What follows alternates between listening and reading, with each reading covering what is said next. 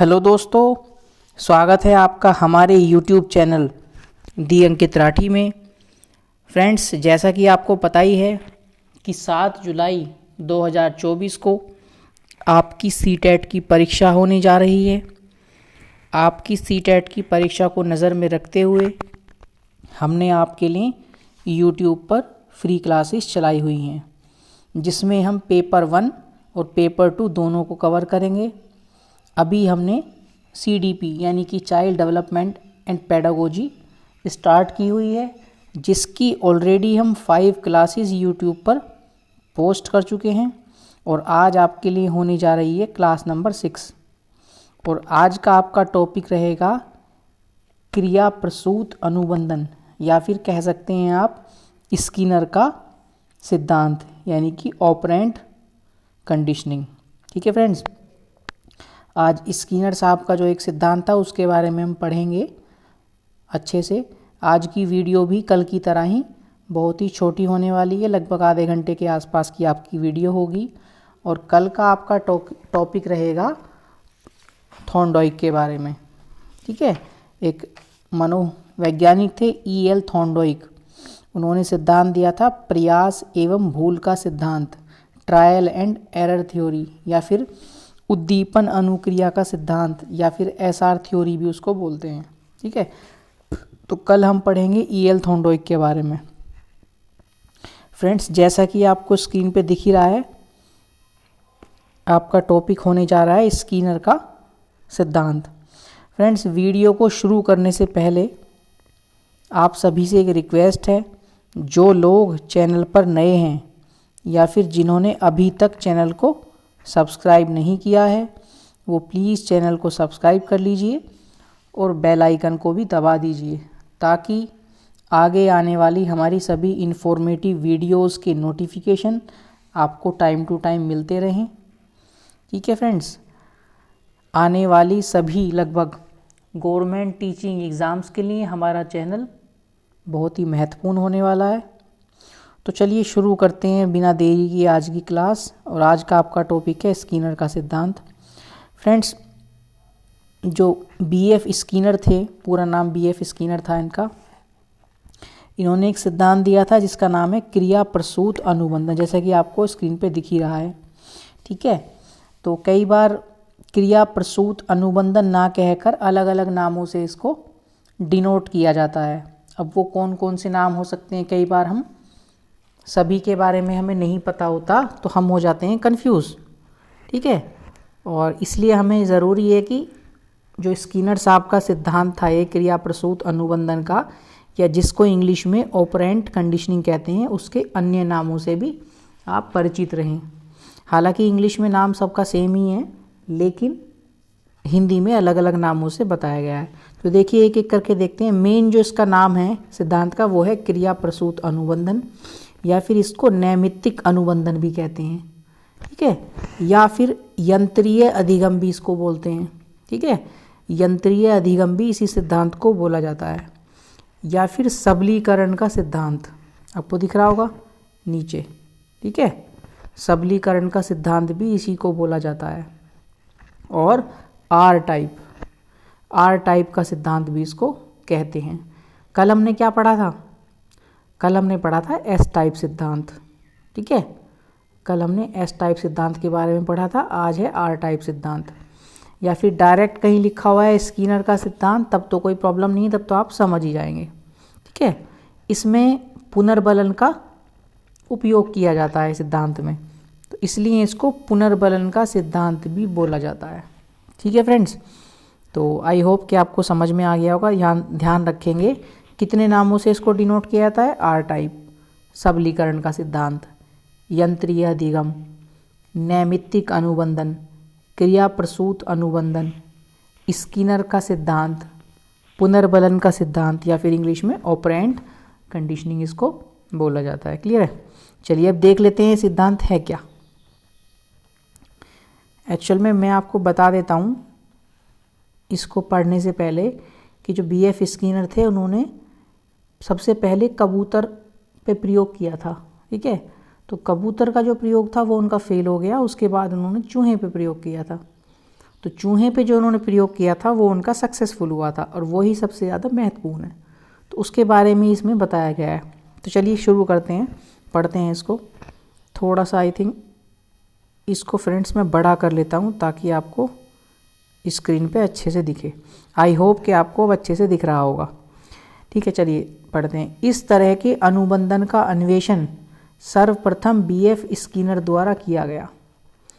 अनुबंधन जो होता है, कंडीशनिंग जो होती है, इस तरह की जो कंडीशनिंग की खोज है सर्वप्रथम बीएफ स्किनर साहब ने की थी। ठीक है, उन्होंने ऐच्छिक अनुक्रियाओं के घटित होने का अध्ययन किया। ठीक है, जो प्राणी द्वारा अपने पर्यावरण में सक्रिय होने पर होती है। कोई भी प्राणी होगा यदि वो सक्रिय है अपने वातावरण में तो उसकी ऐच्छिक अनुक्रिया होने की घटना होती है। ठीक है, उसका इन्होंने अध्ययन किया था, जो जानवरों व मानव द्वारा ऐच्छिक रूप से प्रकट की जाती है। जानवर भी हो सकता है, कोई मानव भी हो सकता है, और उनके नियंत्रण में रहती है। क्रिया प्रसूत अनुबंधन कहलाता है। इसी को क्रिया प्रसूत अनुबंधन का किसको, जो जानवरों या मानव में ऐच्छिक रूप से प्रकट होती है। ठीक है, क्या अनुक्रिया, और वो उनके नियंत्रण में भी रहती है, जानवर हो या मानव के नियंत्रण में रहती है। इसी को क्रिया प्रसूत अनुबंधन, ऑपरेंट कंडीशनिंग, ठीक है, या फिर स्किनर का सिद्धांत बोलते हैं। क्लियर। कबूतर पे प्रयोग किया इन्होंने, वो फेल हो गया। फिर चूहे पर प्रयोग किया, वो इनका सक्सेसफुल रहा। तो किया क्या था फ्रेंड्स इन्होंने, मैं एक्चुअली इसमें चित्र लगाना इसका भूल गया हूँ। आपने देखा भी होगा, एक बड़ा पिंजड़ा होता है, ठीक है, और उसमें एक लीवर लगा होता है नीचे की तरफ। वो लीवर क्या होता है, लीवर जैसे लीवर को दबाओगे तो बाहर से कोई भी चीज़ है, जैसे खाना या कुछ रख दिया है तो वो खाना अंदर चला जाएगा। ठीक है, अंदर आ जाएगा। इस तरह का वो पिंजड़ा बना हुआ था। तो उसमें इन्होंने क्या किया, स्किनर साहब ने एक चूहे को बंद कर दिया, और तो चूहे को जब भूख लगी, उसने काफ़ी प्रयास किया, तो उसका हाथ या पैर गलती से उस लीवर के ऊपर लग जाता है और खाना अंदर आ जाता है पिंजड़े के। तो इस तरह से उन्होंने देखा कि पहले घंटे में, 1 घंटे में चूहे ने 1 बार लीवर को दबाया। ठीक है, 2 घंटे में चूहे ने 3 बार लीवर को दबाया। ठीक है, 3 घंटे में चूहे ने 50 बार लीवर को दबाया, और 4 घंटे में चूहे ने लीवर को कम से कम 300 बार दबाया। ठीक है, मैंने आगे लिखा भी हुआ है। चल थोड़ा सा आगे चलते हैं, देखते हैं इसमें क्या है। हाँ, चूहे का प्रयोग अधिक सफल रहा, अतः चूहे के लिए बनाया गया बॉक्स स्किनर बॉक्स कहलाता है। तो आपसे पूछा जाएगा स्किनर बॉक्स क्या था, ये चूहे के लिए बनाया गया था, बीएफ स्किनर के द्वारा जो प्रयोग किया गया था उसके लिए। ठीक है, चूहे ने फूड लीवर को दबाया, पहले घंटे में 1 बार दबाया। ठीक है, पहले घंटे में 1 बार दबाया, 2 घंटे में 3 बार दबा दिया उसने, 3 घंटे में 50 बार दबा दिया, और कैन यू इमेजिन 4 घंटे में 300 बार लीवर दबा दिया उसने। फिर तो उसको पता चल गया, उसको प्रैक्टिस हो गई। ठीक है, जो खाने का लीवर था जिसको दबाने से बाहर से खाना पिंजड़े के अंदर आता था। ठीक है, पिक्चर लगाई जा सकती थी, लेकिन मैं एक्चुअली भूल गया पिक्चर लगानी, इसमें ऐड करनी। लेकिन हाँ, जो पिक्चर है इसकी एक्चुअल, वो आप थंबनेल पे देख सकते हैं। थंबनेल पे मैंने बीएफ स्किनर साहब का फ़ोटो और पिक्चर लगाई हुई है। छोटी सी पिक्चर है, लेकिन आपको देख के समझ में आ सकता है। ठीक है, चलिए थोड़ा आगे चलते हैं। अब महत्वपूर्ण संप्रत्यय क्या दिए थे इन्होंने, ठीक है, वो भी हम एक एक करके देखेंगे। तो इन्होंने 3 प्रकार के संप्रत्यय दिए थे। पहला हो जाता है आपका पुनर्बलन, यानी कि रेनफोर्समेंट जिसे बोलते हैं। ठीक है, जैसे किसी को हम शाबाशी दे रहे हैं, किसी को वो उत्साहित कर रहे हैं, इस तरह से इसका कुछ मतलब होता है। ठीक है, पढ़ेंगे इसके बारे में। वह वस्तु, घटना या सूचना, वह वस्तु, घटना या सूचना जो कार्य करने की पुनरावृत्ति या व्यवहार की पुनरावृत्ति बढ़ा दे, उसे पुनर्बलन कहते हैं। बिल्कुल सही बात है। किसे बोलेंगे पुनर्बलन, जैसे हमने किसी बच्चे ने दौड़ लगाई और हमने उसको कहा बहुत अच्छा, वेरी गुड, ठीक है, बहुत अच्छी दौड़ लगाई है, तो वो दोबारा से फिर उस व्यवहार को करेगा कि तुम्हें शाबाशी मिली है। ठीक है, तो इसी के बेसिस पे आप फिर से एक बार पढ़ेंगे। वह वस्तु, घटना या सूचना जो कार्य करने की पुनरावृत्ति या व्यवहार की पुनरावृत्ति मतलब बार बार होना को बढ़ा दे, इंक्रीज कर दे, उसे पुनर्बलन कहते हैं। यह दो प्रकार के होते हैं पुनर्बलन, ठीक है। पॉजिटिव भी हो सकता है यानी कि सकारात्मक भी हो सकता है, ठीक है, और निगेटिव भी हो सकता है। थोड़ा स्लाइड को ऊपर मूव करेंगे, थोड़ा सा मूव करेंगे ऊपर। तो यह सकारात्मक भी हो सकता है यानी कि पॉजिटिव, और नकारात्मक भी हो सकता है यानी कि निगेटिव भी हो सकता है, ठीक है। फ्रेंड्स, मैंने वाटरमार्क लगाया है अपने नाम काज में, तो आई थिंक पीडीएफ में कोई दिक्कत नहीं होगी पढ़ने में, लेकिन कोई दिक्कत होती है पढ़ने में पीडीएफ में इस वाटरमार्क से तो आप बता दीजिएगा। इसकी जो विजिबिलिटी है थोड़ी सी कम कर दूंगा मैं, अभी 36 है, 35 या 34 या उससे कम कर दूंगा, ठीक है। आई थिंक दिक्कत नहीं है, कुछ भी दिख रहा है साफ एकदम, कोई प्रॉब्लम नहीं है। तो अब पॉजिटिव कौन से होते हैं पुनर्बलन? जैसे कार्य का परिणाम सुख, संतोष, आनंद देने वाला हो। मान लीजिए आपने कोई काम किया है तो आपको उसके बदले में चॉकलेट मिली, ठीक है, आपको उसके बदले में शाबाशी मिली, ठीक है, और या फिर आपको उसके बदले में कोई गिफ्ट मिला, तो उससे क्या होता है, आपको सुख मिलेगा, संतोष मिलेगा, आनंद मिलेगा, आपको स्माइल आएगी चेहरे पे, आपको अच्छा लगेगा। तो इस तरह के पुनर्बलन को बोलते हैं सकारात्मक यानी कि पॉजिटिव पुनर्बलन, ठीक है। नकारात्मक क्या होता है? जो आपको अच्छा ना लगे, जैसे कि जुर्माना। जब किसी पे फाइन लगाते हैं, जुर्माना लगाते हैं तो अच्छा लगता है उसको? बुरा लगता है ना। कष्ट, ठीक है, किसी प्रकार का कष्ट हुआ, कोई दर्द हुआ, कोई दुख हुआ, कोई परेशानी हुई, और शोरगुल से बचने के लिए किया गया व्यवहार। जुर्माना, कष्ट, शोरगुल, इनसे बचने के लिए जो इंसान व्यवहार करता है, ठीक है, इस तरह के पुनर्बलन को बोलते हैं नकारात्मक पुनर्बलन या फिर निगेटिव पुनर्बलन। फ्रेंड्स, बहुत धीरे धीरे मैं चल रहा हूँ क्लास में लेके, आपको पढ़ते पढ़ते ही मेरे साथ ये लर्न भी हो जाएगा, ठीक है। लेकिन उसके बाद भी आप आधे घंटे का टाइम, ये 15 मिनट का टाइम इसको दे के एक बार रिवाइज़ कर लेंगे, ठीक है। पीडीएफ आपको प्रोवाइड कराई जाती है क्लास के कुछ टाइम बाद, आप पीडीएफ एक बार पढ़ लेंगे, पीडीएफ सेव करके रखेंगे फ़ोन में, आपको इजीली आ जाएगा। इससे अलग आपको कुछ भी ज़रूरत नहीं है पढ़ने की। जैसे ही सिलेबस कंप्लीट होगा तो इसकी प्रैक्टिस सेट हम कर लेंगे। 2011 से लेके जनवरी 2024 तक के जितने भी पेपर है, जितने भी सीडीपी में क्वेश्चन पूछे गए हैं पेपर 1 और 2 दोनों में, वो हम प्रैक्टिस सेट के रूप में कर लेंगे, ठीक है। चलिए थोड़ा आगे स्लाइड को मूव करेंगे।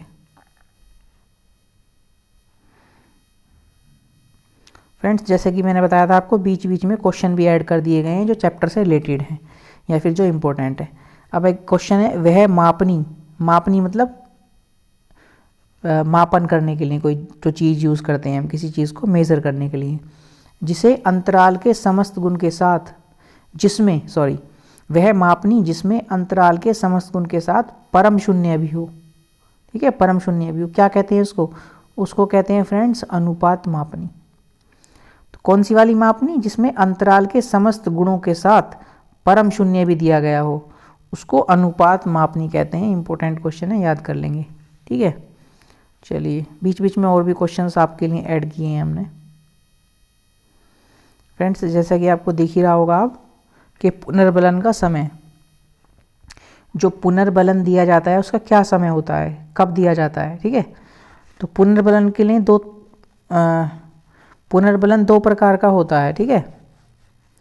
एक तो 2 तरह से दिया जाता है पुनर्बलन। समय की बात कर रहा हूँ, एक तो सतत कंटिन्यूअस, यानी कि हिंदी में आप समझेंगे लगातार, ठीक है, नॉर्मल लैंग्वेज में समझेंगे लगातार। जब पुनर्बलन दिया जाता है किसी चीज़ के लिए, हर काम को कर रहा है उस पर हर काम के लिए उसको पुनर्बलन दिया जा रहा है, ठीक है।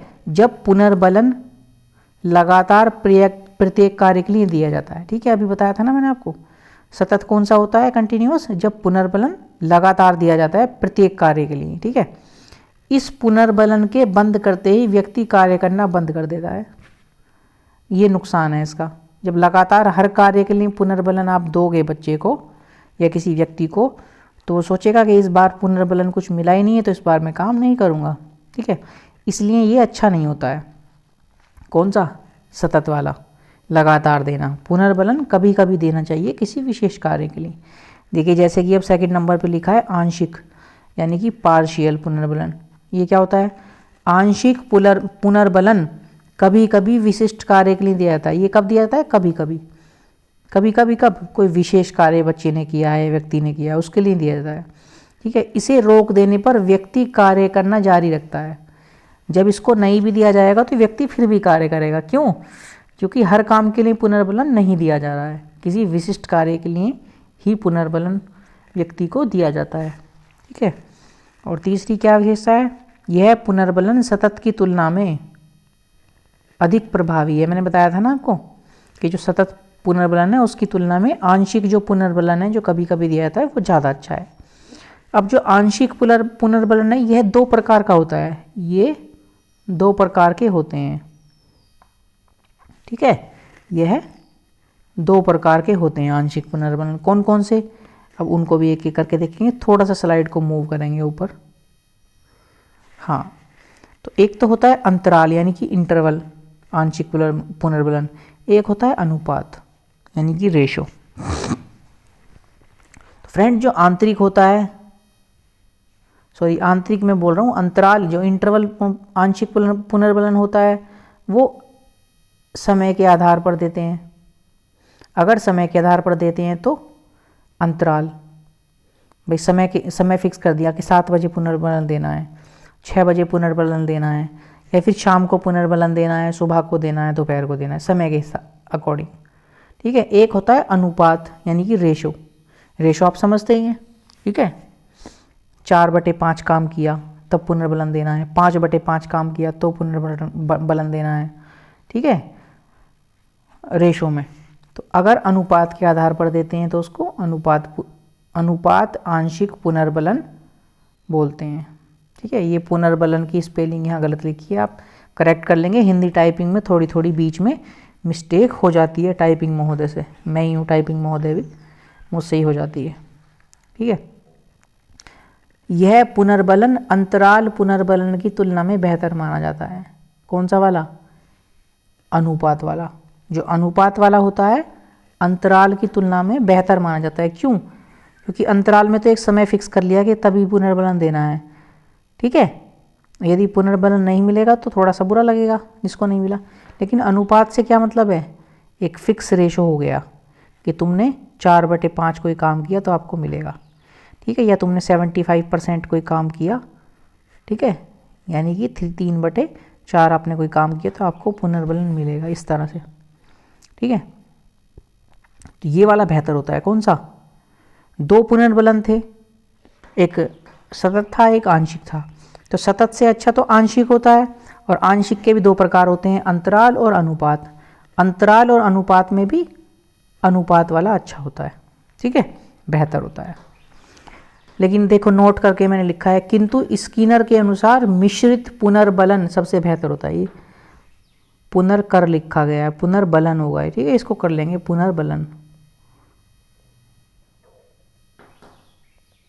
पुनर्बलन इसको कर लेंगे इसको।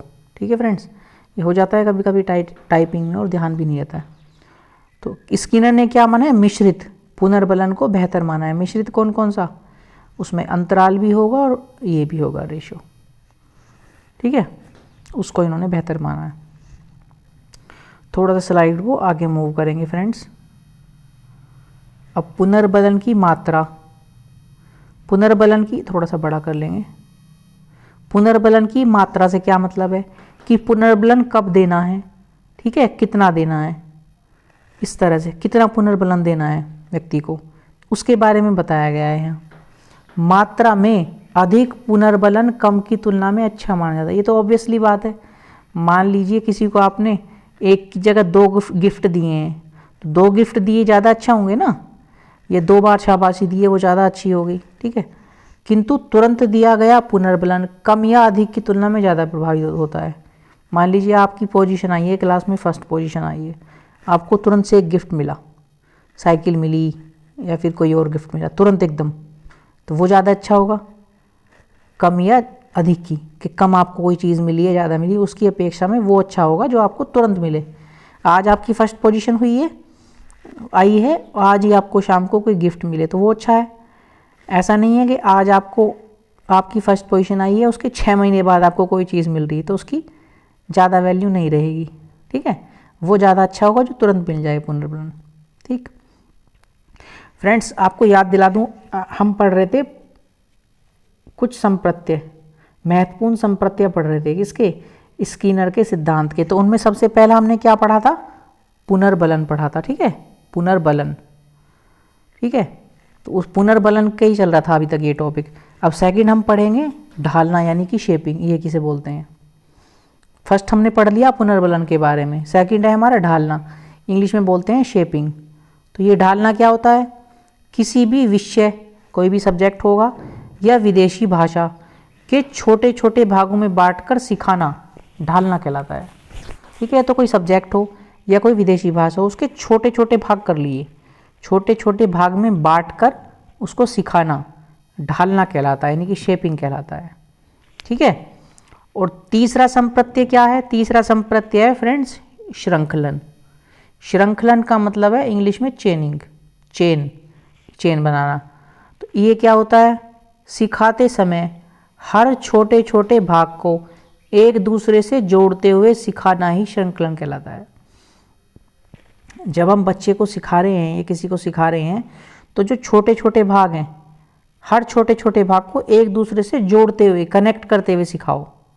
ठीक है, उससे क्या होगा, आसानी से सिखाया जा सकता है और सीखने वाला भी आसानी से उसको कनेक्ट कर करके सीख जाएगा। तो इस तरह से सिखाना, छोटे छोटे भाग को एक दूसरे से कनेक्ट करके सिखाना श्रृंखलन कहलाता है। जैसे कि हिंदी में श्रृंखला लिखा है, इंग्लिश में चेन लिखा है, आप समझ सकते हैं। चेन कैसी होती है, छोटे छोटे टुकड़े आपस में जुड़े रहते हैं, उसी को चेन बोलते हैं ना। तो बस जो चेन होती है उसी की डेफिनेशन लिखी हुई है कि छोटे छोटे भाग को एक दूसरे से जोड़ते हुए सिखाना ही श्रृंखलन कहलाता है। ठीक है, और जबकि ढालना में क्या था, कोई भी विषय होगा या कोई भी विदेशी भाषा होगी, इसको छोटे छोटे टुकड़ों में बांट कर सिखाना शेपिंग यानी कि ढालना कहलाता है। क्लियर, आई होप कि आपको क्लियर हो गया होगा।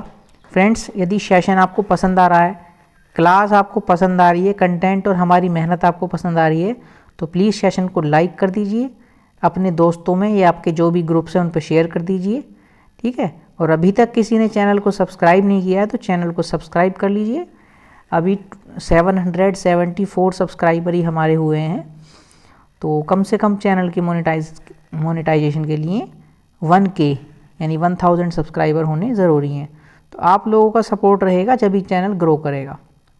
ठीक है, और अच्छे से प्रॉपर क्लास चल पाएंगी।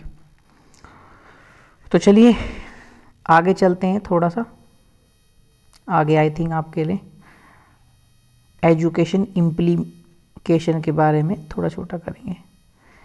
ये जो आपने पढ़ा है फ्रेंड्स स्किनर का सिद्धांत, ठीक है, और उसके बाद आपने पढ़ा है इसके संप्रत्यय में पुनर्बलन पढ़ा है, ढालना यानी कि शेपिंग पढ़ा है।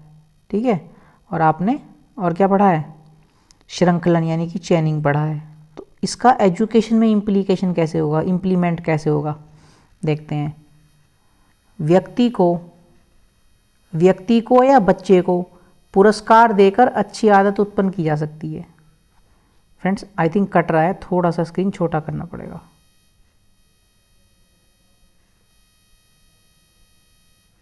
अभी ठीक है। व्यक्ति को या बच्चे को पुरस्कार देकर अच्छी आदत उत्पन्न की जा सकती है, बिल्कुल सही बात है। यदि पुरस्कृत करोगे, बच्चे को प्रोत्साहित करोगे, तो बच्चा आगे बढ़ने के लिए प्रयास करेगा। ऑब्वियस सी बात है, ये करना चाहिए, बहुत ज़रूरी है। स्किनर ने दंड को बिल्कुल महत्वपूर्ण नहीं माना। जो BF स्किनर थे उनका मानना था कि बच्चे को या किसी को भी दंड नहीं देना चाहिए, कोई सज़ा पनिशमेंट नहीं देना चाहिए। उससे क्या होता है, उससे कुंठित हो जाता है इंसान। कहते हैं ना, बेशर्म हो गया, चिकना खड़ा हो गया, इस तरह से वर्ड यूज़ करते हैं। तो पुनर्बलन यदि अच्छे काम के लिए करोगे, कोई ज़्यादा अच्छा काम भी नहीं किया, पुनर्बलन आप दोगे उसको, रिइंफोर्समेंट आप दोगे, तो प्रोत्साहन मिलेगा बच्चे को, बच्चा और अच्छा करने के लिए कोशिश करेगा। ठीक है, लेकिन दंड दे दोगे तो वो इरिटेट हो जाएगा और, तो इसलिए दंड को उन्होंने बिल्कुल भी महत्वपूर्ण नहीं माना। सेकंड देखते हैं पॉइंट। स्किनर के अनुसार किसी भी विषय को छोटे छोटे भागों में बांटकर सिखाना चाहिए। ये नहीं है कोई सब्जेक्ट तो एकदम से सारा बता दो, नहीं, उसके छोटे छोटे भाग को बताओ। ठीक है, छोटे छोटे भाग में डिवाइड कर लो, फिर उसको सिखाओ, तो इजीली सिखाया जा सकता है। हर भाग को एक दूसरे से जोड़ते हुए सिखाना चाहिए, बिल्कुल सही बात है, हमने अभी पीछे पढ़ा ना। तो एक दूसरे से कनेक्ट करते हुए चीज़ों को जब सीखते हैं हम, तो क्या होता है, इजीली हम सीख जाते हैं। ठीक है, जैसे बहुत सारी चीज़ें मैथ्स की साइंस में, साइंस की मैथ में कनेक्ट करके हम सीखते हैं तो हम इजीली सीख जाते हैं। ठीक है फ्रेंड्स, आई थिंक इतना ही है आज। उसके बाद कुछ क्वेश्चंस ऐड किए हुए हैं, देख लेते हैं उनको भी। फ्रेंड्स, आपका क्वेश्चन है दंड 1 है। दंड क्या है? किस प्रकार का पुनर्बलन है? तो आंसर लिखा है किसी भी प्रकार का प्रबलक नहीं है। प्रबलक, पुनर्बलन, प्रोत्साहन एक ही बात है। ठीक है, किसी भी प्रकार का ये पुनर्बलन नहीं है। दंड थोड़ी ना पुनर्बलन होता है। दंड बच्चे को दे दोगे तो किसी भी प्रकार का पुनर्बलन नहीं है। ठीक है, यंत्रीय अधिगम किसे कहते हैं बताओ फ्रेंड्स? सक्रिय अनुबंधन को। ये याद रखेंगे, यंत्रीय अधिगम किसको कहते हैं? शुरू में ही सबसे क्लास के स्टार्ट करने से पहले ही हमने पढ़ा है यंत्रीय अधिगम मतलब क्रिया प्रसूत अनुबंधन। ठीक है, आई थिंक ये वाला नाम सक्रिय अनुबंधन हमने नहीं लिखा वहाँ, तो चाहो तो आप लिख सकते हैं, वरना ये क्वेश्चन में तो लिखा ही है। तो यंत्रीय अधिगम क्रिया प्रसूत अनुबंधन को बोलते हैं, उसी को बोलते हैं सक्रिय अनुबंधन।